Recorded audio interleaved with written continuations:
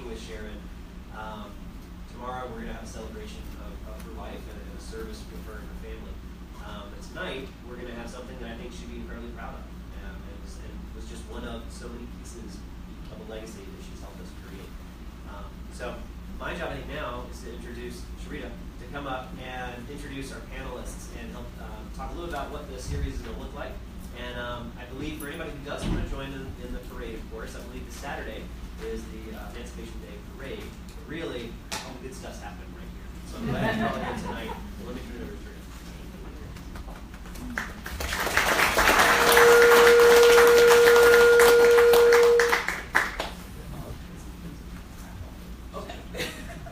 Good evening, and welcome to the 3rd annual Benjamin Drummond Emancipation Day celebration. My name is Sharita Thompson, and I serve as resident scholar for the program. So first, let me ask, who in our audience is visiting Hill Center for the first time? Show of hands. Great. Well, welcome, and we hope that you will come back and participate in some of Hill Center's other wonderful programs. We are excited to have all of you here to help us celebrate the emancipation of over 3,000 enslaved people in the nation's capital. In addition to celebrating this historical moment, Hill Center is also celebrating its 5th anniversary and the 150th anniversary of the opening of the original Naval Hospital. So please consider joining Hill Center's 150th anniversary circle. All generous donations will go to an endowment fund that will help keep this beautiful facility beautiful. And so these are the cards you have giving you some information about that. You will also find surveys and pencils or pens on your seat. So please take a moment to fill out the surveys after the program and leave them for us to collect. And these are the surveys looking like here. Okay, and during the Q&A, we will set up the microphone. So at that time, if you can come to the microphone and ask your questions, we certainly appreciate that. At this moment, can you take a moment to silence your mobile devices for us, please? And I also want to recognize our sponsor, the Executive Office of the Mayor, Humanities Council of Washington, D.C., the American Historical Association, the Association for the Study of African American Life and History. So, okay, without further delay, it is my honor to introduce our guests for this moderated discussion, Exploring Georgetown University's Slave Past. So we have Ms. Rachel Swarns. Rachel Swarns is a journalist and author who covers race and race relations for the New York Times. Her articles about Georgetown University's roots in slavery touched off a national conversation this year about American universities and their ties to this painful period of history. Ms. Swarns joined the Times in 1995 and has reported on immigration, the presidential campaigns of 2004 as well as 2008, and First Lady Michelle Obama in her role in the Obama White House. She has also worked overseas for the Times, reporting from Russia, Cuba, Guatemala, Southern Africa, where she served as the Johannesburg bureau chief. In recent years, she launched the newspaper's Working Life column, focusing on work, the workplace, and New York City's evolving economy. She's author of American Tapestry, the story of the Black, white, and multiracial ancestors of Michelle Obama, which debuted in June of 2012. And her second book about Georgetown's roots in slavery will be published by Random House in 2020. She will be in conversation with Dr. Marcia Chapman. Dr. Chapman is Associate Professor of History and African American Studies at Georgetown University. A graduate of Catholic schools in Chicago, Chapman is a historian of African American life and culture and an author of Southside Girls, Growing Up in the Great Migration. A frequent speaker on race and social justice, she recently served on the Georgetown Working Group on Slavery, Memory, and Reconciliation. You can learn more about her and her great students by tuning in to her podcast, Office Hours, a podcast. Dr. Chapman is the recipient of fellowships from the Harry S. Truman Scholarship Foundation, the New American Foundation, and Ford Foundation, and the National Endowment for the Humanities. In 2016, the Chronicle of Higher Education named her top influencer in higher education. Will you please all give them a warm round of applause?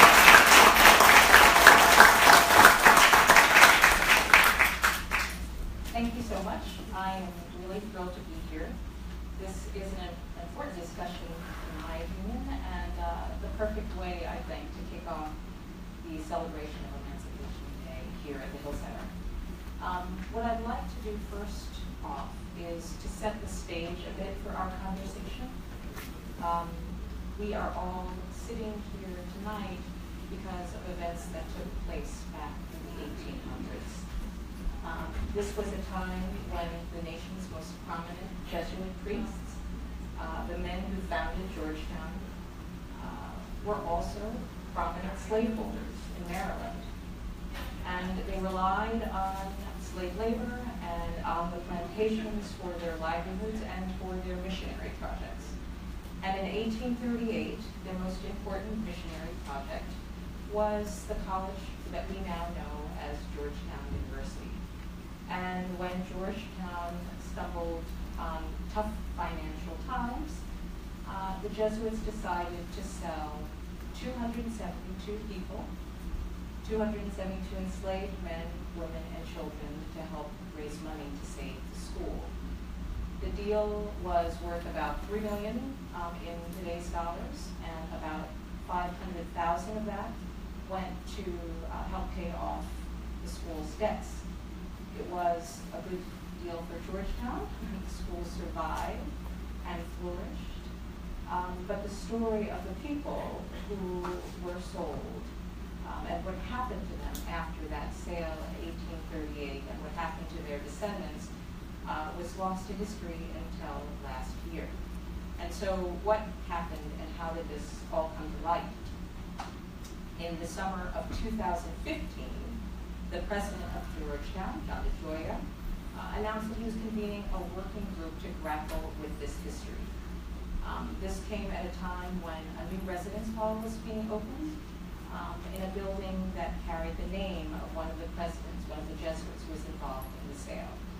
And this was the summer, we're talking about the summer of 2015. In that fall, there were student protests. There were student protests around the country. There were student protests at Georgetown. And among the issues that the students were raising was this question of the names of the buildings, and the buildings named after two presidents. There were two buildings named after presidents who were involved with the sale. And this sale, these protests, in turn, inspired a Georgetown alum by the name of Richard Cimini, who got interested and hired a team of genealogists to dig into the story of the slaves and to try and find out more about their descendants. I ended up writing about that in April, just how I got connected to this story.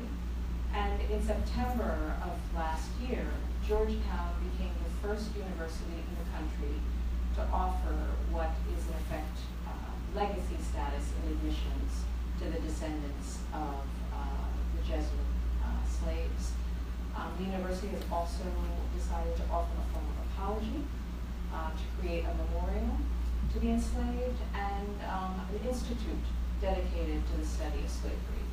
And we are all really privileged, really, in this discussion right now to be joined by Marcia Chaplin, who was involved in this working group that wrestled with this history and came up with these ways to kind of grapple with it and deal with it from the beginning. And so what I wanted to talk about, at least to get started, was just about how we got involved. And I guess it's important to point out that this working group was formed at a time, it was just several months after the massacre at the AME Church in Charleston, and at a time when the Black Lives Matter movement was changing the conversation about police shootings. But talk about how you got involved and what, why you wanted to delve into this. Why was it important to you? Well, I think that in the summer of 2015, there had been a conversation that was lingering, I think, from the previous school year. The reopening of the two residence halls that were named for Father McSherry and the lady actually was discussed pretty widely in the student newspaper. One of the members of the working group, a senior at the time, Matthew Quallen, had written a series of articles about Georgetown and slaveholding, as well as the then passing as white president of Georgetown, Patrick Healy, who was the child of a slave mother who had passed as white and had been president of Georgetown University. And the reason why I thought that was really powerful work is because he talked about the ways that Father Healy's identity as a person of color was a product of the 1970s rather than an acknowledgement of his own time. And the reason why I think that's important to point out is because for many of us, we were aware of the fact of Jesuit slaveholding. And as scholar Jim Campbell says, who was my advisor at Brown University, who was the chair of his working group on slavery at Brown in the early 2000s when I was a graduate school student, he said, the fact of slaveholding is not interesting if you understand the way that slavery has been at the center of so many civilizations. It's the fact that it actually ended that is the point of inquiry for us as scholars. And so I think for many of us, the fact of Jesuit slaveholding wasn't as interesting as the possibility that that knowledge could animate the choices we were making in the present and really shape our ideas about what Georgetown could be in the future. And so when we were brought together for this working group, for many of us, we felt like this exploration could be the way to have a conversation about the ways that universities can be the benchmark for progress, and the way that universities still struggle with the racial tensions and the ideas of inequality of previous generations. And so for many of us, we really saw this as an opportunity to not only educate members of the Georgetown community, but to also frame the question of what is a university in this moment in a different way. What did you think the reaction on campus would be as more students learned about the history and, as protests began kind of bubbling up around the country? Did you anticipate that there would be protests? Did people talk about that on the working group? So one of the things that, everything's about timing, and so I'm glad that you brought up Charleston, because I think that when we first convened as a working group, our reference point was Charleston and the Confederate flag. I think previous to that moment, I didn't think I would live to see the Confederate flag actually questioned in the state of South Carolina. That the Confederate flag had been such a powerful symbol of the past that in moments like ours where there were new questions about racial justice, the Confederate flag becomes an even more powerful symbol of a resistance to the current politics. So when we started as a working group, we were thinking about the symbols. By the time we got to the fall and there was a student sit-in, we were thinking about student protests at other campuses, whether it was Yale University or my alma mater, the University of Missouri. And so the work took on a different tone. The student sit-in was the students expressing their concern about these buildings. What students didn't know is that we were going to change the names. We were thinking about changing the names, but one of the things that we wanted to be very clear about when we made that recommendation is that we wanted the entire community engaged in how to rename the buildings. And so the buildings were temporarily renamed Freedom and Remembrance Hall in anticipation that we would ask the community to reflect on how we use these buildings as a site, as a memorial to this particular history. Do you think there was no public discussion, at least when the president of Georgetown, announced that he was convening this group and that there was going to be some wrestling with this history and this building was going to be used? There was no discussion of renaming.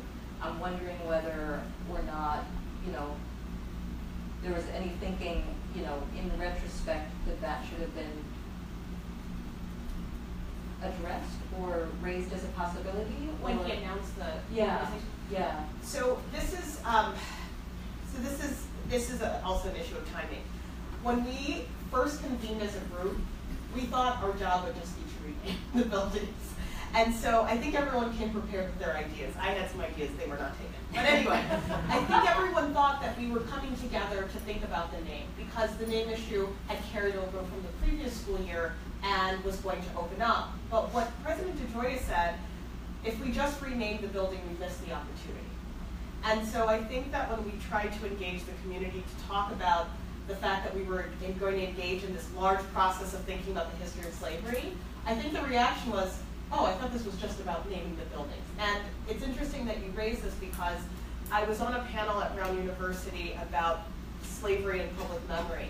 And I had one colleague from Yale and another colleague who responded to institutions in South Africa during the Rhodes Must Fall campaign of the previous school year.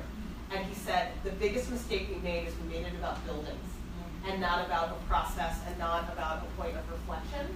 And so I think what happened was the naming of the building was the focus of so much of the energy, but we were really trying to say it's about more than buildings. And I think that communication process got lost because the protest was seemingly about the building. But I think what was so powerful about that moment is that the students understood that their action was about one specific thing, but they understood that their struggle was about so many larger things. And that the energy that they put in that particular sit-in would be used in different ways to engage with the work of the working group. What impact? Did it have an impact, this protest on your work and on your thinking as a group? I think the impact of the particular sit-in was just a matter of the fact that students leveraged a concern and they knew we would listen to that concern. Again, as an alum of the University of Missouri, when I saw the University of Missouri protests unfold in 2015, I felt like that was a classic example of an institutional lack of listening. That when students are organizing, when students are taking these risks, it does not mean that we necessarily do everything that they say, but we have to listen carefully about the issues that they're raising. And so I think that the sit-in just reminded us of the various stakeholders and that each stakeholder in the Georgetown community would focus on something different. Right after President DeGioia sent the notice that we were doing this working group, I thought to myself, now we have to sell this idea to different people in the Georgetown community. And one of the first events we had was an alumni group. And if any of you are active alumni of your institutions, you are a blessing, but you are also sometimes a demanding presence.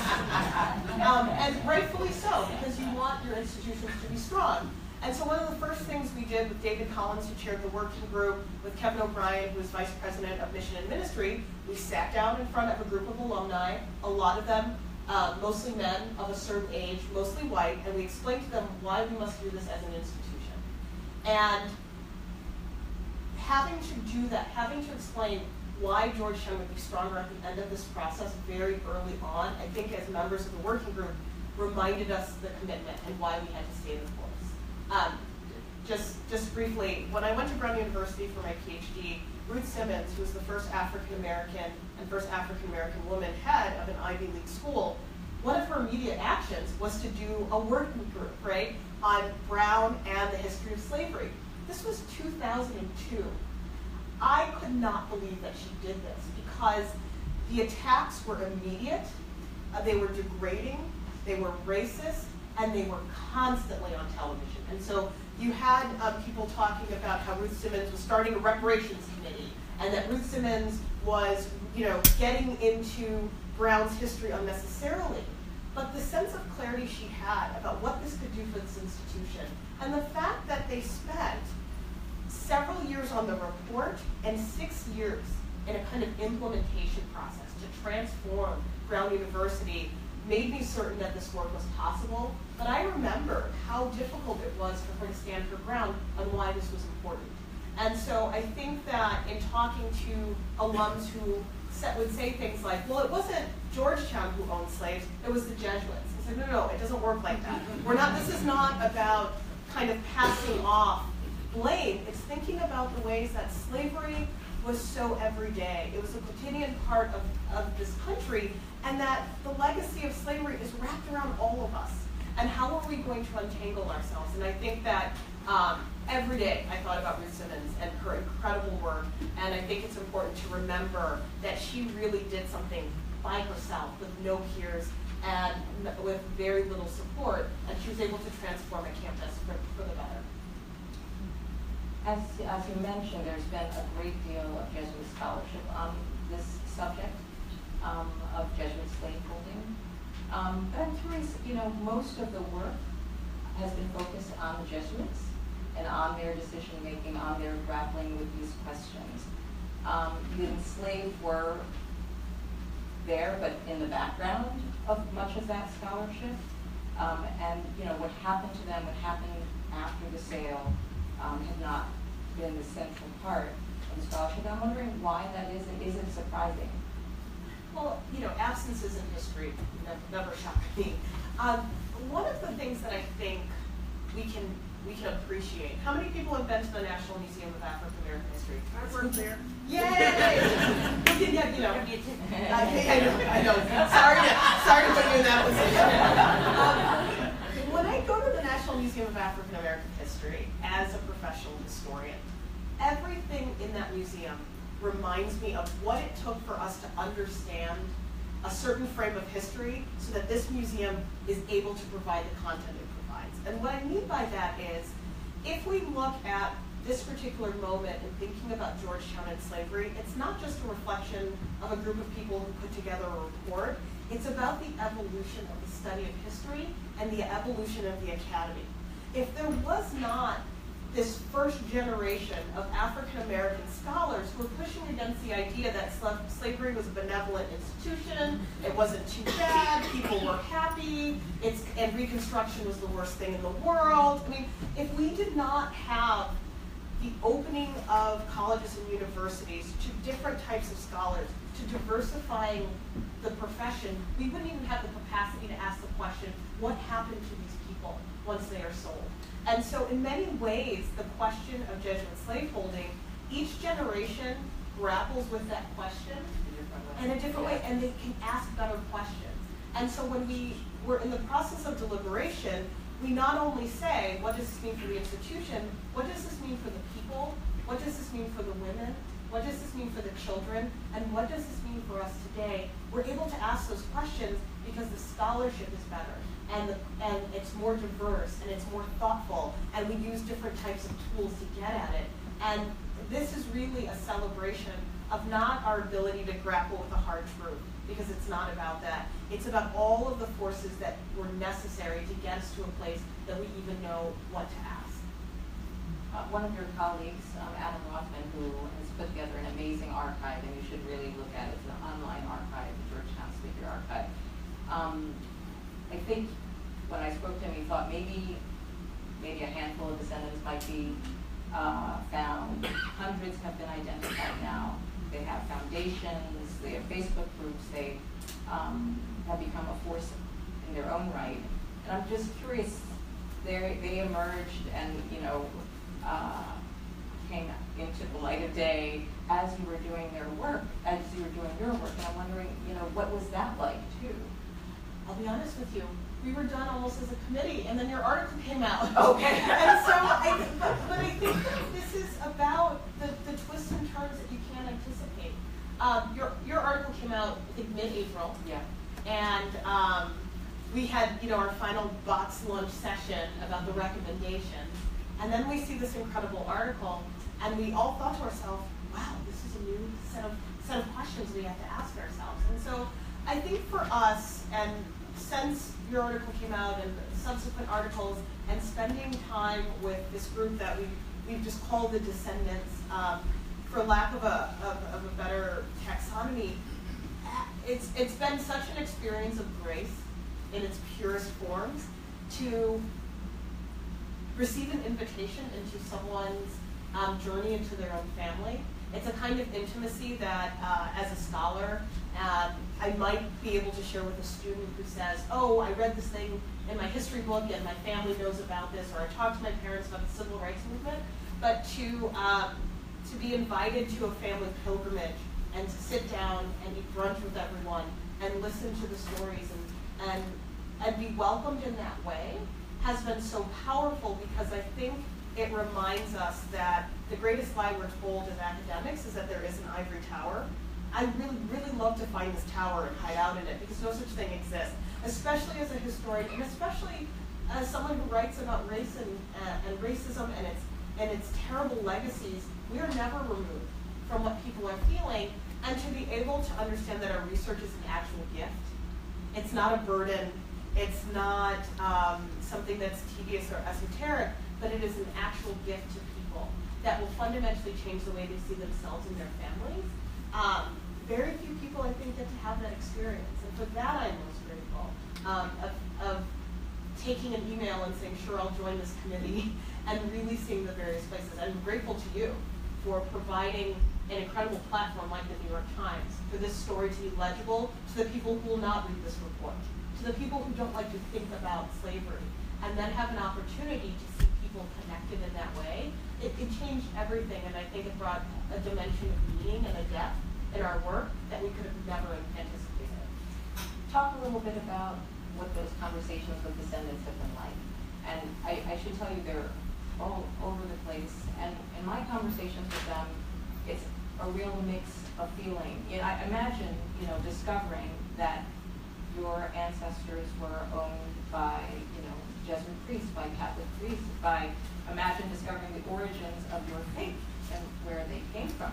And so outrage, anger, and joy too, because people are so happy to know, which may seem crazy to people, but for us, for African Americans, being able to know is no small thing. And I think that's an important thing to remember, that the ability to tell a story about one's family is a deep privilege in this country. To be able to trace your generations and to have names and to have a context. I think that for some members of this community, the faith aspect isn't, I think, the surprise of the fact of Jesuit slaveholding. It's the fact that the Jesuits actually had a choice. And they had a very real choice, and they had pressure from Rome, and they had preconditions for the sale, and they had, one of the things that I think is sometimes hard for us to wrap around our heads around, because slavery and because racism is so insidious, we forget that it has a lot of bureaucratic rules and regulation in order for it to operate. Jim Crow is fascinating to me because you have to make a rule about everything in order for the system to work. And in similar ways, when people were grappling with the fact of slavery, all of these ideas, should we do manumission? Should we do gradual emancipation? Should we listen to Rome and distance ourselves from this institution?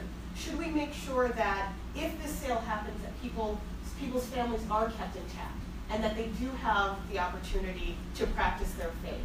So there were all of these ways that people could have, in that moment, looked at this issue and they failed to do it. And I think it's that failure that also adds a layer of poignancy to the disappointment. Yeah. And you should know, it's just fascinating. It just shows how complicated these men were. They were slave owners, but they baptized. They believed that the enslaved people had souls. They baptized them. They thought about their faith. They went through the sacraments. There's a lot in the records about how important that was. Yet at the same time, they did break a lot of the rules that were put in place regarding the sale. Part of what you were dealing with as a working group, and you can say the formal title, but it was both memory, so the scholarship, and reconciliation. And can you talk about how you wrestled with that as a group and what that meant to you? For us, memory was to ensure that this history is not only shared, but that this history remained relevant and thoughtful for generations to come. There are a number of us, especially in Washington, D.C., we pass by monuments and memorials and statues all the time, but for few of us really take time to understand what this thing is supposed to represent and symbolize. And I think for us, we feel like we have a responsibility to make sure that within the core culture of understanding what it means to be at Georgetown University is to understand that history, without that history, it is not possible. That same student who wrote all of those articles in the student newspaper, he was the senior convocation speaker. And in his convocation address, he asked his classmates, if we could give up everything we had at Georgetown and know that sale would not have transpired, would we make that choice? And if we are unable to answer that question, our education has meant nothing here. I mean, what a powerful way for students upon their graduation from an institution to always remember what is at that core. And I think we are thinking about how we make that part of who we are. The reconciliation part, this is very challenging, right? It's an impossible task to ever reconcile the violence and and the destruction of an institution. But I think that at the core of the reconciliation is to understand that we will never control the response of someone else.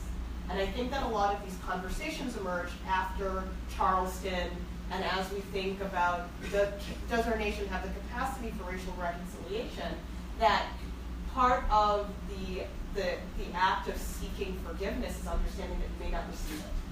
And I think that as an institution, how do we model that to our students? And how do we use that as a framework for justice for the problems that exist today? And so we saw reconciliation as not only gestures or expressions of remorse, but a full accounting of the ways that universities, and our university, contribute to the problems of inequality around the world. Whether it's through the contracts we sign, whether it's through the policies that we support in a city that displace, whether it's the ways that we can be part of creating harm in the world. And I think that that is a key way of making sure that this was not just a research project, but this was actually a project of racial justice. And as other universities try to frame their working groups, I think that is the question that's at the center. A research project is so easy. I do them all the time. you can do them in a day or a week depending on what you want. A racial justice project, that is work. And that is, I think that is the standard we have to use for any of these investigations. You were talking about, various communities and constituencies, and you mentioned alumni. And I'm wondering if you can talk a little more about that, because in my conversations with university officials, a number of times they talked about alums who really were concerned and objected to this. How many buildings will be renamed? And this is old history. Why are we bringing this up? How did you deal with that, and is that still an issue? Well, I think some of it's psychology. Alums they want their institution to be leaders in some capacity. And what we had to make it clear was that Georgetown is being a leader right now, and you can either join us as we do it, or you can get in the way. I mean, you don't say it so harshly, but that's how I would say it. But one of the things that I said to our alumni groups is I said, as someone who sometimes appears on television, cable news, or on the radio, and I talk about racial justice, I get a lot of very racist mail. But the only mail that really bothers me is if it's from a Georgetown alum. Because if they question that I'm not as committed as they are to this institution, then there's a failure in communication. And I make that very clear. That sometimes I'm getting this from Georgetown alum, and I'm confused because we both want the same things for this institution. And so I start there, and everyone gets a little chastened. But the point that I think that our alumni need to understand is that if they support this work, that they have to make their voices known, because it's usually the people in opposition who are going to send the notes or send the emails. But I think that they have to understand that we have a wonderful tradition and legacy at Georgetown, but nostalgia is not going to serve us. And I think when people get worried about renaming buildings, or they get worried about things changing too much, they're looking at the false consciousness of nostalgia to guide the university. That's not how it works.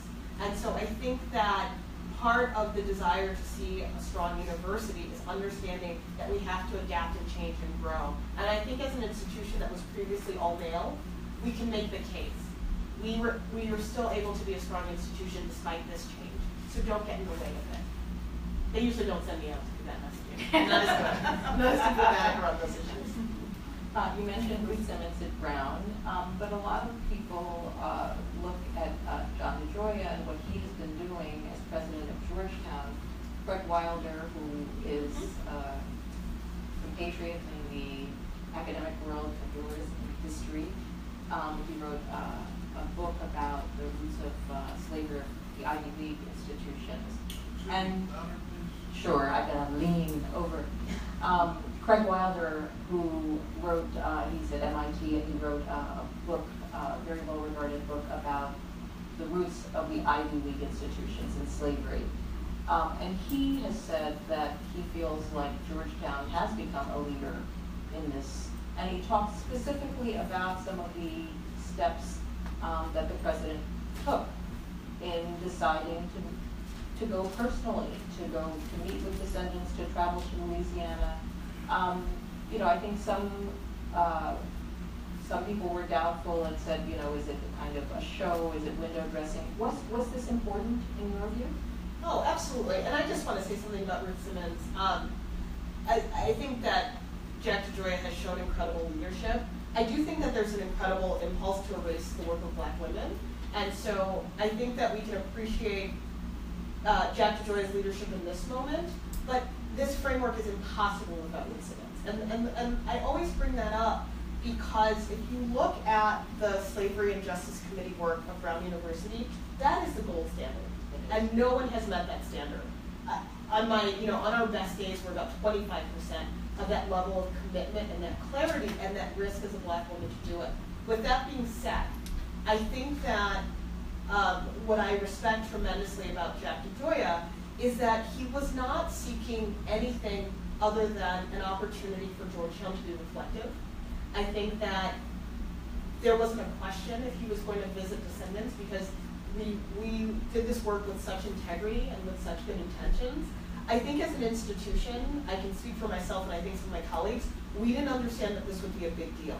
We really didn't. We were incredibly naive. We thought that the story would be interesting to Georgetown people and it would end there. And so the day that the report was released, September 1st, 2016, I planned on having a dinner party at my house later that day. Because I didn't think I would have anything else to do. I would go to the ceremony where we would announce the report. I could run to Safeway and make dinner. And the second I woke up, there was all these, NPR wanted to talk and ABC News, and I thought, really? Is this interesting to them? But what I forget is that our country's greatest specialty is forgetting. And that as someone who, every day my life is about remembering someone or something that everyone is choosing to forget as a historian, you lose your perspective of what it means for an institution to talk about slavery. Talk about slavery all the time. I have a former student in the audience, she can attest to that, another student I've mentored. These are not shocking things to me, but for an institution to say, yes, this was at the center of our survival, this is really, really important. And I think that the overwhelming response to it, I think it caught us a little off guard, and I think we had to really prepare ourselves to move from the space of doing an interesting thing on our campus to really helping and supporting other institutions in doing similar work. There has been some criticism from some folks about some of the decisions that were made and some that weren't made. So some of the descendants really had hoped for scholarships, for instance, and that was something that you guys discussed. Can you talk a little bit about that?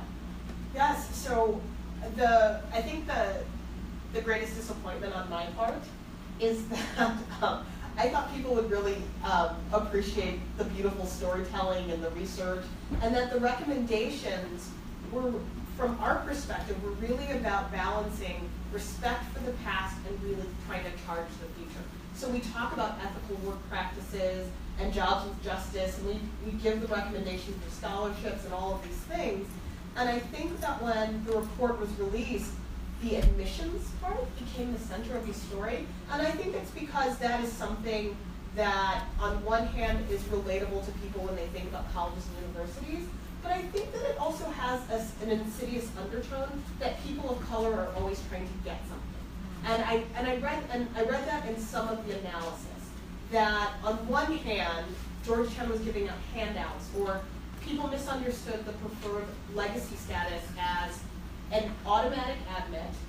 How would people prove this? People would go to these deceptive lengths, or they thought you meant scholarships. So there was one misunderstanding, but another critique that I took very seriously was, where is the economic investment in these strategies? What does it really mean for an institution to enter into relationships of repair without a clear kind of monetary framework? I completely understand that. I also think that if we look at the larger picture of the possibility of our university through partnerships and other initiatives, it addresses some of those issues, but I don't think it fully ever responds to that. And and something that I think is always important to just say when talking about this issue, your reporting has done a beautiful job of putting the faces to the names and to creating a sense of what this legacy looks like and the many corners of the world. When the Butler family came here for their pilgrimage, I met 45 members of this family. And this incredible family, and people are living in Hawaii and Arizona and spending time overseas, and some people are still in New Orleans and others are in Washington State. What an incredible family to see. But this work means nothing unless we always keep in mind the people who will never appear in the public, the people who are locked away in prisons, who are languishing, the people who are undereducated, who have been marginalized out of a just education, people who are laboring under ridiculous conditions. This is the legacy of slavery at Georgetown and the United States as well. And I think it is very easy for us to romanticize. This is not roots, I always say. This is not roots. This is not just about a family tree. This is about a system that impairs the possibilities of people. And when universities go into that space as a community and take responsibility for that, this is where I think the justice work comes in. It's not about the handful of kids who get into a school like Georgetown. They are very important to me. Those are the students I teach. But what's most important to me are the kids who can't even imagine finishing high school. That is where we need to funnel some of our energies to make this really a comprehensive project. One of the things that interests me is that I know that historians of this period, this is widely known among historians. But one thing that interests me in this history and a lot of history is that there is this kind of amnesia that there's so many of us who don't know. And when we think about slavery, we often think about it as this old stuff that doesn't resonate in the present. We think about one human being selling another human being. We don't think about how it was an engine that fueled the economy or how it fueled the growth of many of our contemporary institutions. And I'm wondering, as a historian, why do you think that is, and why does it matter? The forgetting started very early. Is it forgetting? Well, it's like how our families forget stuff, right? Right. I mean, it's this kind of this way of dealing with discomfort, and also I think that one of the things that Craig Wilder in his book Ebony and Ivy points out beautifully about universities and slavery is he says that there are three things that we have to keep in mind. The fact that institutions profited from the slave trade and it brought them their endowments, it helped pay students' tuitions, there's that monetary enmeshment. And when Ruth Simmons did her work at Brown, it was in a reference point where people were putting together these class action lawsuits against banks. And so the tone of reparations was immediately in the work because of some successful actions against banks and insurance companies. The second thing is the actual physical building of institutions through that labor. But there's a third very important part that we lose sight of. The fact that universities were a place where people who had propagated ideas of racial inferiority were validated and made to feel important and were able to be influential in maintaining that system. So it's not just the economic exploitation and it's not just the physical exploitation of people, it's creating an entire ideology, intellectualizing it, and then using it to harm others. That's part of the collective responsibility. And so in terms of thinking about why we choose to forget this history, it's a deep desire to avoid the mixed emotions of what does it mean to belong to a church that once held human capital in this way. What does it mean to enter a church that was built by slave labor? And I think it's those complicated emotions that as a nation we have never been able to do this. You are either hero or villain. I mean, this is like, I'm gonna start something. This is like these conversations about Thomas Jefferson that are always mind-blowing. Why does Thomas Jefferson have to be a singular hero? Why can't Thomas Jefferson be consistent with every part of the founding and building of this nation? A set of ideals that are never lived out, a set of contradictions that we struggle with, in order to appreciate both the greatness and the depravity of one person. This is okay. It doesn't fundamentally change the possibility of human beings, but I think that this hero-villain narrative is what gives people deep anxiety about thinking that history can actually be useful to them rather than history as a tool to undermine or take down the heroes. Did I answer your question? I'm so animated tonight. I had a muffin before this and talking about justice, and I am like every everywhere, so please. So I think there is this, we do have, as Americans, don't we, this idea of equality and of, that we are, we are the ones who are doing the right thing, and yeah, that was a long time ago, maybe it was just the South, it doesn't have anything to do with me now. And I think faith does play an important role. We can't lose sight of the fact that these are Jesuits, and for those of us who are Jesuit educated or work at Jesuit institutions, there's a great pride in being within a tradition that believes in both spiritual rigor and intellectual rigor. I mean, there's something very special about Jesuit institutions. And so I think squaring away some of that was really difficult for our community, especially the ways that the Jesuits today, from the Pope all the way down, have really immersed themselves in a social justice framework, right? That's about integrity and about a kind of consistency of action. And, we were doing a Catholic social teaching panel at Georgetown about the working group.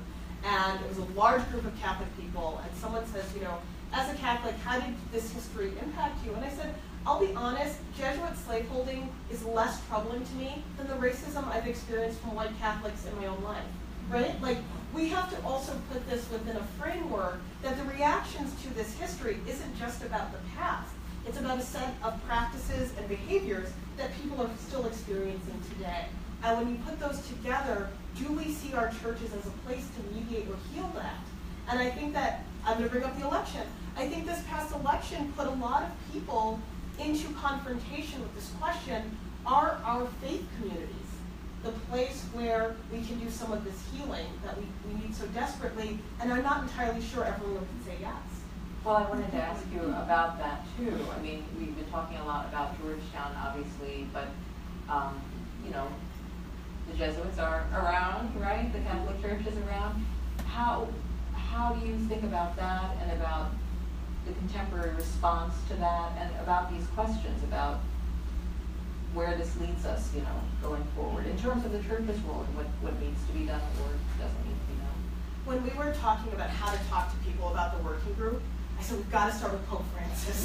He is setting the tone here, and he is giving us an entryway to say, as Catholics, of course we care about the history of slavery. And maybe in an earlier time, I don't think the Pope could be so easily used to make this point. So I think that this is not just about a moment in terms of America's racial crisis, and it isn't just about student movements. It's also about a Catholic Church that is also trying to present a different way of thinking about faith in action. And I think that comes from a Jesuit Pope. And so I think for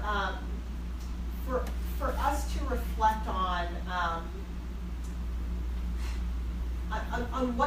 what it could look like for us as people, and for Catholics to understand that struggles of faith and struggles of clarity are kind of what we've signed up for, and to understand that is what we have working for us and not against us. I don't know if that's helpful to think about, but I think Catholics today could be brought to this racial justice work by thinking about history, because there's so many needs today that they're being asked to respond to, whether it's immigration, whether it's poverty, whether it's homelessness. I mean, every day there is an opportunity to imagine faith in action and dive deeper into it.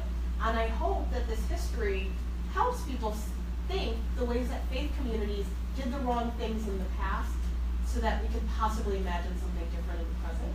Right, and think about where we are right now. Yeah.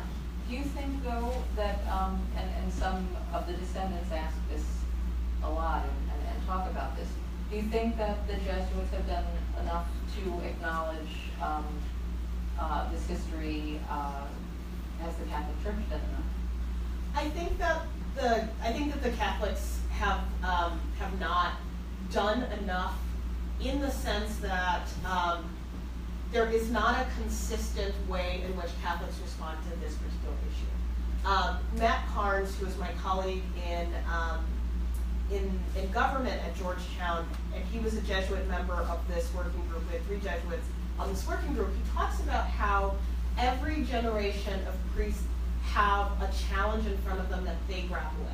And he said for his generation of priests, it was the sex abuse scandals. And that it transformed not only the practices and the policies of the church, but he says that this is something that we will have to repent for the rest of our lives. And in many ways, it would be amazing if people thought of racial justice work in that way. That if Catholics who supported Jim Crow distribution of communion, if Catholics who supported policies that kept people of color outside of their communities and kept their parishes all white until white flight required them to accept parishes that included people of color. If at the core of a generation of priests was this issue of racial justice, I think it's possible, but it requires leadership in various ways.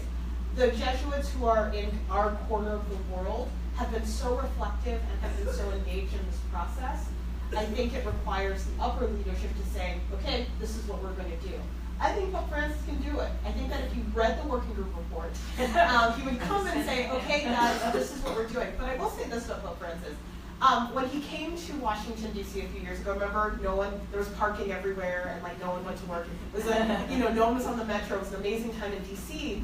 When he went to the White House, he quoted Martin Luther King.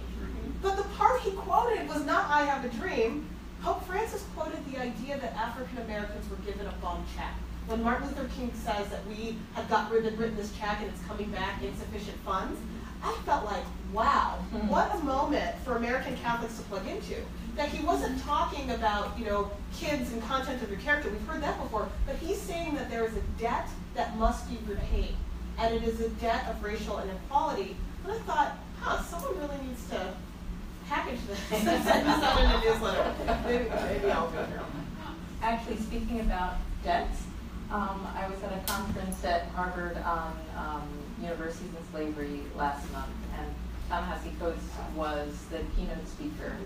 And he, as many of you know, writes for The Atlantic and is an author and has written a powerful piece arguing in favor of reparations. And what he has argued is that Georgetown has opened the door to this discussion, a wider discussion of this. And he said, I think everyone, talking about universities, should make reparations. Your very existence is rooted in a great crime. Do you think, does this kind of discussion and what your working group at Georgetown has done, does that open the door to a discussion about reparations? I think it opens the door a little bit, and I think it provides probably more powerfully a framework to understand the components of reparations.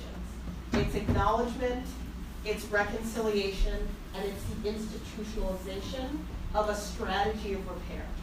I think that we've laid out those three things. I don't think we've pushed it to its highest point, but when I talk to other people who say, my university wants to do this, and the president said that we have to do this, my first piece of advice is you have to think of these three things together, because you can commission a landscape architect and make a beautiful, beautiful memorial, and it can have an impact. And you can print booklets and it can have an impact. But if at the institutional level you don't make it clear from the beginning, we're going to try to think of a framework of repair, then you've just done a research project and you haven't done a racial justice project. I don't think we are at the gold standard of that, but I do think that those components, when they're brought together, do make the possibility of a real reparations project legible to institutions. Are other institutions reaching out to you or faculty, and what do they, are people nervous? How do they approach this subject? I think this is where you start to see the way that region and institution type really reflected in how institutions see this work. I was at the convening, I missed the Ta-Nehisi Coates day, I was there the day before, and so there was a discussion. There was a workshop before, yes. A closed workshop for other people at universities doing this work, and a couple weeks ago at Georgetown, we held a meeting of universities studying slavery.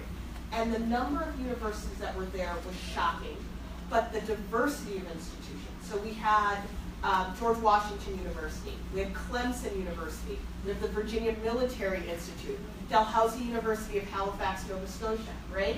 And so this is moving from this idea that this is something elite schools do because they have the money and they can afford the fancy printing and they're the oldest, so they have to set the tone, to how does this look like in a Southern university that is concerned about the state legislature and their approach to this. My alma mater, the University of Missouri, has a kind of slavery reparations fund that's used to fund different projects, but that only came because a descendant of a slaveholder who helped build the university gave that money. So it was outside of the kind of analysis or the opinions of the state legislature. That's a different system. University of Virginia is doing this work very, very aggressively in anticipation of its tricentennial. And so what I'm starting to see is that conversation moving from the East Coast and moving outside of the framework of us thinking about other Catholic schools to public and private. And what we're going to see in the next wave of this work are universities contending with land theft and the genocide of Native Americans. There was a school in California that reached out to me and said, we don't have the same type of history, but we have this question about Native Americans and our legacy that we would like to tackle. And what I would love to see the next iteration of this work is the ways that universities have created land displacement through gentrification or through policies that have criminalized people of color. And so that would be maybe a challenge of the urban universities, right? And so that universities in their own kind of location are thinking about their justice work outside of the framework of values for students or volunteer opportunities, but real, really confronting what it took to create a university. Well, I think we want to leave time to take questions. I'm just going to set this microphone over here, and if you have a question, if you please come up to the mic, because we are Facebook Living this, or if you're over there, I'd actually be happy to pass the mic around. Hi, Harry, thank you. Georgetown alum, so to both of you, thank you. Wonderful work all around. Appreciated it as it all came out. My wife's a journalist and loved the series of articles as well. You also mentioned the case of Thomas Jefferson and the Jefferson Hemings descendants. In some of the articles also remind me of some of the work done on the descendants of John Punch and the connection to Barack Obama and Ralph Bunche's family. Stories are powerful, I mean, in terms of connecting with people today, and then we bring that story back. How has DNA and the fusing of that with oral histories changed the process of dealing with the legacy of slavery? Because for a long time people could say, well, there's just not documentary evidence, we can't definitely connect them to this person 300 years ago, but now we can, and then kind of validate the oral histories. How has it changed? Are you coming up against a lot of that in your work? Well, I read about Michelle Obama's ancestors, and one of the things that was interesting is that she, like many African Americans, knew that she had some white ancestors in her family tree, but who, what, where, how, seemed very difficult. And even if you follow the kind of archival record path, it was, impossible. But with DNA testing, I was able to be, to identify at least the family, the white family in her family tree. And I think it is obviously with the Jeffersons too. This is powerful work. I think this issue is such a great question about the preservation, about what's at stake and what are we preserving. One of the things I like to show my students is an article by J.T. Cavender where he's talking about Thomas Jefferson and Sally Hemings and Mr. Jefferson's penchant for his slave mistress and the children. This is like 1805 this is being written. So the idea that historians today with an agenda come up with all of this stuff to unseat heroes is just not accurate. Rather, it's what are our uses of these figures in that moment. So in the 19th century, people are writing snarky articles about Thomas Jefferson. There's a play, I believe called The President's Daughter, about Jefferson. Like there's all of this literature. People are talking about it in that time. And what's amazing is I then show my students a documentary about Jefferson, I think that was made maybe in the mid-90s, where there was a historian who said, if you know Jefferson, you know that this is not true. How could you even say that? And it's an amazing look at what happens when we lose perspective, or when we decide to create new narratives, how dangerous it is, and how foolish it is to not kind of grow with our historical knowledge and to resist it. So I think that this question of DNA and validating what people have already known also adds a level of responsibility as to when this information is known, what do we do with it? We have a question here, and then I'll come to the other side of the room. Like the gentleman to my left, I'm an alumnus of Georgetown, class of '68. The gentleman to my right is also, 2 daughters also, a friend. But beyond that, very interesting. Thank you for your work. I hope you continue it in many facets. I've already expressed interest to someone at Georgetown that I want to join the alumni group.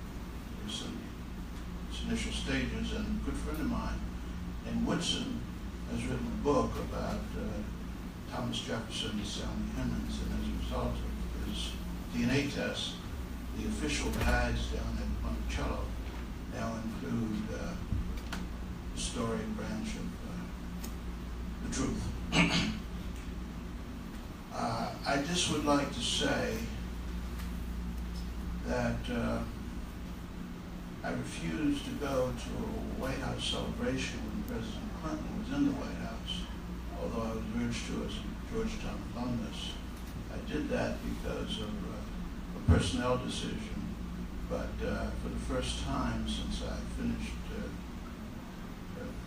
Georgetown with a degree in Foreign Service School, I'm going to go to my 55th class reunion at Harvard and tell some of my classmates there what's going on here in Washington and from here over the internet. Thank you. Any comments? Questions on this side of the room?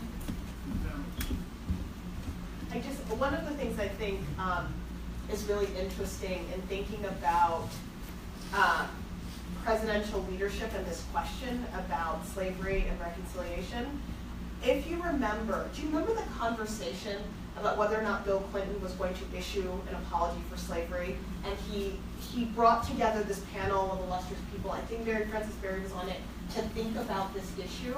And then it slowly got out of the conversation, and the big impeachment scandal kind of took all of the wind out of its sails, right?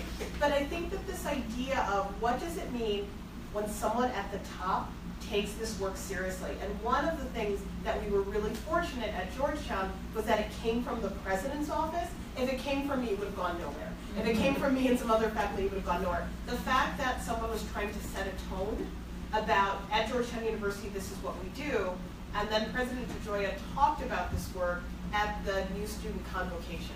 So he was letting incoming students and their parents know this is what we do at Georgetown, and I think that made this work a lot easier because it came from the top. My question, I'm curious about whether the sale of these 200 plus enslaved people represented the totality of the slaveholding, and thus other people still remained on campus and Georgetown continued to be a slaveholder. Yes, it does not, it represents one of the largest sales in kind of U.S. history, but it does not get to the heart of it. And one of the things that we needed, that we said in the working group report is we are able to capture certain facts about this moment in 1838. It does not include the students who brought slaves with them to campus. It does not include the fact that people, that universities would often lease the labor of people to use on campus. It does not touch upon the ways that wealth generated from the slave trade came into the university, the fact that the university had a very large southern population, the fact that our school colors of blue and gray are not coincidental. So we wanted to make it very clear that we are capturing a very specific part of the story, but the enmeshment did not end in 1838. Anybody else in the center or the I'll be over there next. Hi there, I appreciate you being here. This has been great. What really resonated with me was when you discussed how, the work that really matters is not necessarily the students that are getting into Georgetown, attending Georgetown, but the disenfranchised individuals who are not even able to get through high school. And so I'm curious of what you think a university's role is playing in the community of getting those students to do it. I think right now it's mostly like a bunch of mostly privileged people volunteering for a weekend in these communities and feeling great about themselves, but how do you make that structural impact? So I think that there's some different strategies. These are my ideas and only represent the thoughts of the speaker. So one thing that if you look at the Slavery and Justice Committee at Brown, they did a voluntary tax payment to the city of Providence. And some schools have done this because schools are tax exempt. They do a voluntary payment. It never quite reaches the level of what universities really would pay if they were not tax exempt, but there is some kind of financial gesture in that way. They also did an investment in a local high school where students were really struggling, Hope High School in Providence, Rhode Island, and so there was a commitment to kind of wrap themselves around that high school outside of that framework. I think that as an institution, we continue to educate students to do the work of justice in really thoughtful ways. I think that the building of the Cristo Rey network of Jesuit schools, of Jesuit grade schools and Jesuit high schools is one way that I think we can align our values with this kind of reparative justice framework. I believe there's a Cristo Rey school in Baton Rouge that was deeply damaged by the storms there at the beginning of the year. So I think that we use our existing network to expand the work of the university. I think that, again, it's not up to me. If we had a debt repayment program for students who enter racial justice work, the ways that we see it framed around law school and public service and med school, those are some ways to kind of frame that issue of going out into disparate places, that it's not just about benevolence, it's about a real kind of transformative way of connecting the thing that we do best, education, with the things that the world needs most. Hi, thank you. Can you speak to this? Sometimes whites want to negate that black people are at the foundation, the core of the building of America, and that it would not be the country it is without us. Our children need to know this. I try to teach a small number of this information, and it's really important. And the idea of afterwards, the possibility of Georgetown partnering with a historically black college. Howard, that's my alma mater. I was accepted at a historically white college, but I'm so very, very grateful and happy and glad that I went to a historically black college and sent my son to one as well. Again, I'm not being paid by Ruth Simmons when I say this, but her investment in Xavier New Orleans, I think, is an interesting model. And also, Brown University has had a long partnership with Toulouse College in Jackson, Mississippi, that goes back, I believe, to the late 60s. I went to Brown for graduate school. Most of my friends were Toulouse grads who were in MD, PhD programs at Brown, and there was a real investment to provide graduate education and connections. I think that we have an excellent infrastructure in New Orleans of black Catholic colleges to do that kind of work. And I also think in Washington, D.C., we have, in many ways, I think, an illustration of an important history of colleges and universities. We have the oldest Catholic, we have Trinity, Washington, we have Howard University. Like, we have this interesting convergence of the foundation, and at the foundation is African American life and culture. And I would love to see that really done in a dynamic way to think about how those institutions as a network can serve Washington, D.C. What about my first statement about our being the foundation and core of this country, and whites not really accepted? Repeat it. I think that this question of, the desire to erase black people from the foundations of our great institutions and of our great history, all of it is such, that is why that's why we can never diminish like what our students do when they protest, and what change looks like, and what adding books into libraries, having public spaces where people can come to events like this for free. Like I think that it has to be a full-on campaign in as many places as possible to remind people that their forgetting is not getting them anywhere. So your work was done, the paper was done before the new museum opened. I'm wondering if you have used that as a springboard to help other universities to understand what the possibilities are in terms of how you look at this and how you go about dealing with the history. In terms of the Smithsonian? Yeah. Oh, that's a great question. We should. I think that there would be some great opportunities for this history to be captured at the museum. I believe that is of an administrative grade that I'm not a part of. But I will say this. There's nothing more amazing to me as someone who has spent a decade teaching African American history when I have students of all colors say, Professor Chatwin, I'm going to miss class. I got a ticket to the museum. And they mean it. And they come back and they ask me about every single item. And then I saw this, and then I saw this, and then I saw this. The fact that there is a space in Washington, D.C. that when you go to it, you are not just a visitor, you are a member of a community. I like to go just to watch the people watching this stuff, because that is the most powerful and overwhelming thing for me to even imagine. I remember when it was exciting when McDonald's would have a Black History Month by pamphlet at the restaurant. I mean, I remember that was exciting. And to see this place where you are watching people have a connection that they couldn't even imagine earlier, I think that the museum changes us. It does. It really does. Hi.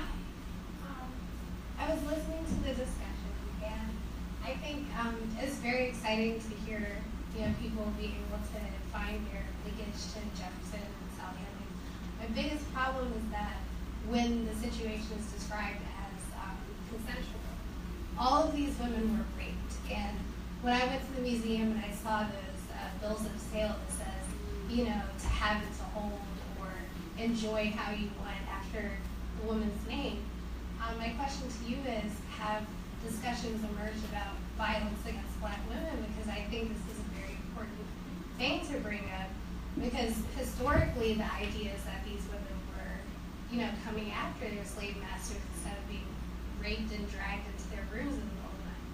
So has this been something that's come up in discussion? I think the entry point for that is we've had a few people talk to us about the possibility of being descendants of Jesuits.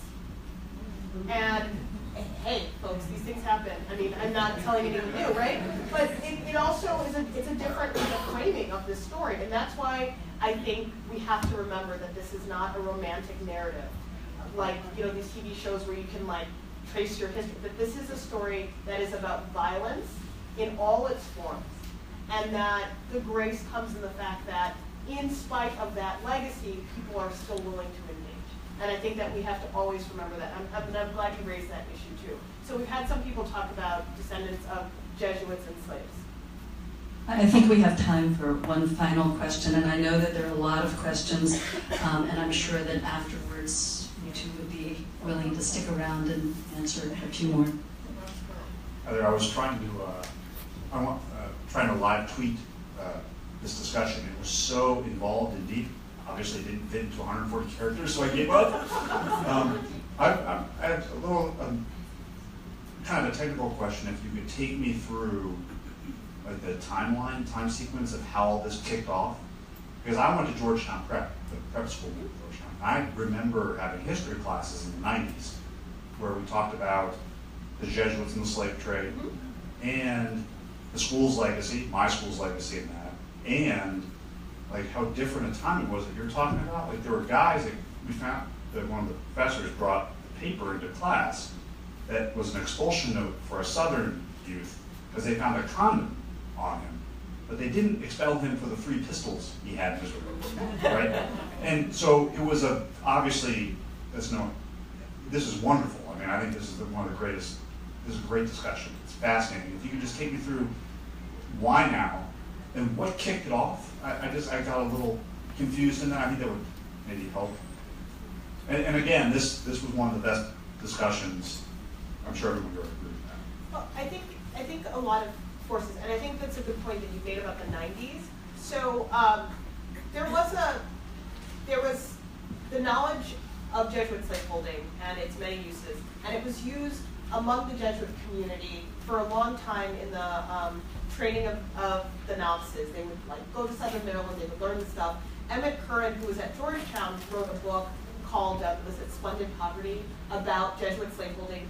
In the 90s, with the kind of early stirrings of digital humanities, there was a Georgetown plantation project. And it was put online, but this is before the internet got good. And that platform could never be converted online, and so it was lost. And this is why we have to be careful believing that technology is the only way to preserve things. Papers are best kind of friend in the archive, really. I mean, all your DVDs are going to be gone in 20 years, but you can have a piece of paper for hundreds of years. And so there was an online digital project, and Sharon Leon, who is now at George Mason University, has done this kind of work. So I think that there was a moment in the 1990s with the institutionalization of African American studies at places like Harvard, where on a curricular level, I think you would see more attempts to try to do this, right? And then it swings back. And there's a sense, we don't need to kind of get down, we don't need to get into this history. I think that the single most important thing for this working group report, from my perspective, was August 2014 in the uprising in Ferguson, Missouri. And Jack DeGioia and I were both going to speak to the new students at freshman convocation. And I went to his office and I was asked, are you going to talk about Ferguson? And I said, yes, because so am I. And the questions that he kind of put in front of our first year class is, what does it mean 50 years? We were celebrating, we've just celebrated 50 years on the March on Washington, and this is the nation we still live in. And what does this mean for you as Georgetown students? And I talked about the 50th anniversary of Freedom Summer. Talk about setting a tone. And watching the twists and turns of what was probably one of the worst years of teaching, 2014, 2015, because of the constant stream of the disregard for Black life, and students wondering if their education was going to help solve this problem.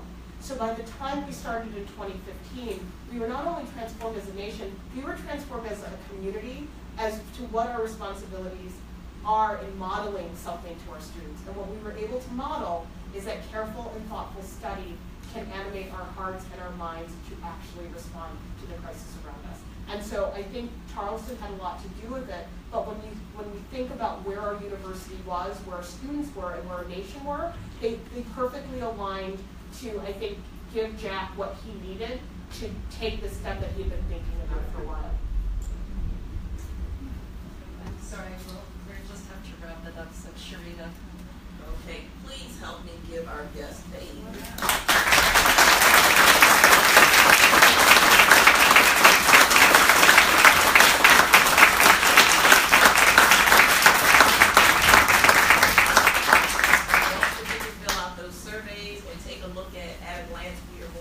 Wonderful conversations like we're taking us to set the tone for the next 3 days. Thank you.